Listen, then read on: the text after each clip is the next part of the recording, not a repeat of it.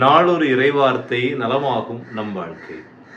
அன்பு உறவுகளே, இந்த நாள் சிந்தனையாக திருவிவிலியத்திலிருந்து ஆண்டவர் இயேசு கிறிஸ்துனுடைய பாதத்தில் அமர்ந்து ஜெபித்தவர்கள், பாதத்தில் பணிந்து வேண்டி நலன்களை, தங்களுடைய வேண்டுதலுக்குரிய அருளை, ஆசிரை பெற்று சென்றவர்கள் யார் யார் என்பதை இந்த காணொளி வழியாக நாம் அறிந்து கொள்ளலாம்.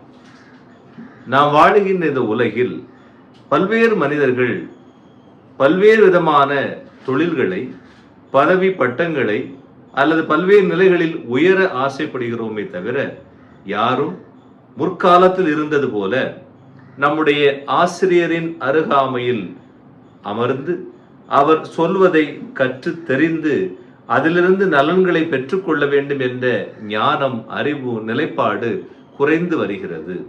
இது குருகுல முறைகளில் முன்னர் இருந்ததாக சொல்லப்படுகிறது. எல்லாம் நவீனத்துவம், தொழில்நுட்பமாக மாறி வந்த இந்த காலகட்டத்தில் இயேசுவின் பாதத்தில் அமர்வதற்கு இந்த நாள் நம்மை அழைக்கிறது. முதலாவதாக தொழுகை கூட தலைவர் யாயிர் என்பவர் லூக்கா நற்செய்தி 8ஆம் அதிகாரம் 41வது இறைவார்த்தையில் தன் மகளுக்காக இயேசுவின் பாதத்தில் வந்து விழுந்து வேண்டுகிறார். ஆண்டவரை, என் மகளை காப்பாற்றும், என் மகளுக்கு இருக்கின்ற இந்த நோயிலிருந்து விடுதலை கொடும் என்று அவர் மன்றாடினார். அந்த மன்றாட்டின் குரலை இறைமகன் இயேசு கிறிஸ்து கேட்கிறார். அதற்கு பதில் கொடுத்து அவருடைய மகளுக்கு விடுதலையை வழங்குகிறார். கனானிய பெண், மார்க்கு நற்செய்தி 7ஆம் அதிகாரம் 25வது இறைவார்த்தையில் இவரும் தன் மகளுக்காக ஜெபிக்கின்றார். என் மகளுடைய நோய் நீங்க வேண்டும், ஆண்டவரை எனக்கு இரங்கும் என்று சொல்கிறார். கத்திக்கொண்டே பின்தொடர்கிறார். எப்படி மக்கள் உண்ணுகின்ற உணவை நாய்களுக்கு கொடுக்க முடியும் என்று இயேசு ஒரு வாக்கியத்தை முன்வைக்கிறார். அந்த மேசையிலிருந்து விழுகின்ற சிறு துண்டுகளை அவை உண்மை என்று தன் நம்பிக்கையை வெளிப்படுத்தியபடியால் இவருடைய அந்த இயேசுவின் பாதத்தில் அமர்ந்து வேண்டிய, முழந்தால் படியிட்டு கால்களை பிடித்து கொண்டு மன்றாடிய இவரது மன்றாட்டு கேட்கப்பட்டது. அவர் மகளுடைய வாழ்வு மலர்ந்தது. மூன்றாவதாக பெத்தானியாவில் வாழ்ந்து கொண்டிருந்த லாசருடைய இல்லம். இந்த லாசருடைய 2 சகோதரிகள் மார்த்தா, மரியா என்று கூறப்படுகின்றார்கள். லூக்கா நற்செய்தி 10ஆம் அதிகாரம் 39வது இறைவார்த்தையில் இந்த மரியா இயேசுவின் பாதத்தில் அமர்ந்து அவர் சொல்வதை கேட்டுக்கொண்டிருந்தார் என்று நாம் வாசிக்கின்றோம். ஆனால் மார்த்தாவோ பற்பல காரியங்களில் தன்னை இணைத்து கொண்டார் என்று சொல்லப்பட்டது. மார்த்தா இந்த மரியாவை குறித்து ஒரு வேண்டுதலை அல்லது அவரை குறித்து ஒரு கேள்வி எழுப்புகிறார். மரியா எனக்கு உதவி செய்யவில்லை என்று சொன்னபோது இயேசு அழகாக சொல்கிறார், மரியா நல்ல பங்கை தேர்ந்து கொண்டாள் என்று சொல்லப்படுகிறது. நான்காவதாக குணமடைந்த தொழுநோயாளர். லூக்கா நற்செய்தி 17ஆம் அதிகாரம் 16வது இறைவார்த்தையில் இந்த தொழுநோயாளர் இயேசுவின் பாதத்தில் வந்து விழுந்து மன்றாடுகிறார்.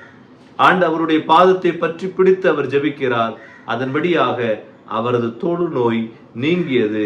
அவர் வந்து இவருக்கு நன்றி சொன்னார் என்பதை நாம் வாசிக்கின்றோம். இறுதியாக திருவெளிப்பாடு புத்தகம் 1ஆம் அதிகாரம் 17வது இறைவார்த்தையை நாம் வாசிக்கின்றோம். அன்பு சீடர் யோவான் கூட திருவெளிப்பாடு நூல் எழுதும் போது அவரது பாதத்தில் விழுந்தான். அவர் அதன் வழியாக அனைத்தையும் கற்றுக்கொண்டார் என்று வாசிக்கின்றோம்.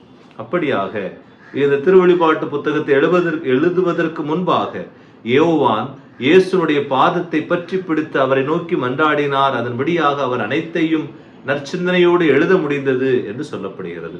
அன்பு உறவுகளை, நாம் சிந்தித்து பார்ப்போம். இத்தனை மனிதர்களும் இயேசு சொல்வதை கேட்பதற்காக அவர் பாதத்தில் அமர்ந்தார்கள். தங்கள் தேவைகள், மன்றாட்டுகள், விண்ணப்பங்கள், கவலை, கண்ணீர் தீர வேண்டும் என்பதற்காக அவரது பாதத்தில் அமர்ந்தார்கள். நாம் இறைவனின் பாதத்தில் அமர தயாராக இருக்கின்றோமா? ஒரு நாளைக்கு ஒரு முறையாவது ஆலயம் சந்திக்கின்றோமா? ஆலயம் சந்திக்க முடியவில்லை என்றாலும் பரவாயில்லை, நம்முடைய இல்லங்களில் இருக்கின்ற இறைவனுடைய திருச்சுரூப படங்கள், திருச்சுரூபங்கள் முன்பாக அமர்ந்து ஜெபிக்க நாம் கற்றுக்கொள்கிறோமா? ஆண்டவருடைய பாதத்தில் நாம் அமர்ந்தோமே என்றால் ஒரு தகப்பன் தன் பிள்ளைக்கு எல்லாவற்றையும் வழங்குவது போல இந்த கடவுள் நம்மை ஆய்ந்து அறிந்து எல்லாவற்றையும் நமக்கு வழங்குவார். அதன் வழியாக வளமான வாழ்வு நமக்கு கிடைக்கும். எனவே இந்நாளில் இயேசுவின் பாதத்தில் நற்கருணை ஆண்டவர் முன்னிலையில் நாம் அமர்வோம். அவர் பாதத்தை பற்றி பிடிப்போம். நலமான வாழ்வை பெற்றுச் செல்வோம்.